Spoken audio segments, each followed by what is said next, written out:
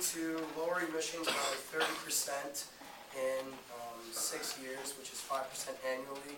Barack Obama has already implemented a strategy to lower emissions by 80% in 50 years, which is 2% annually. So you're trying to lower emissions by more than double what Obama has already proposed. Also, in your on-course proposal, you said, quote, you're going to give grants given to research companies to try and develop alternative fuels.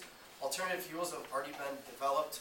We need to focus on implementing these sources such as solar, wind energy, tidal, geothermal, and fuel cells. Also, you need to look into carbon sequestration, which is capturing carbon from emissions. And you can do this by taking the carbon and putting it in places such as the ocean or in the ground.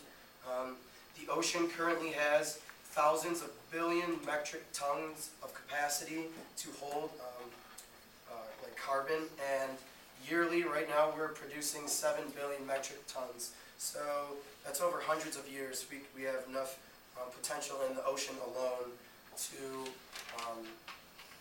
trap the CO2. And finally, reforestation would be another policy that you could implement. It would be very good for the environment because deforestation is responsible for 20% of all emissions. You guys were also proposing that methane has been a big problem as far as a gas emission.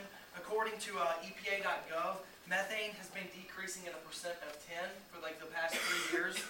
Also, you say it has to be at 30%. What happens to like these industries and like the car industry if they don't meet these percentages? And also in your proposal, you never talked about how much it's going to cost you and like cost people to do this. Okay, this is. And finally, you said that you're going to lower coal producing. Right now, Indiana's energy is 97% reliable on coal. So if you're going to lower all coal generators, what's going to happen? You're going to find states that are using too much coal. Right now, we have 97% of our energy relying on coal. So that is not going to happen. And you also talk about the car industries and fighting the car industries, but the fact is that like our automotive industries are already going out of business. So what will happen when you're fighting them more? They don't have the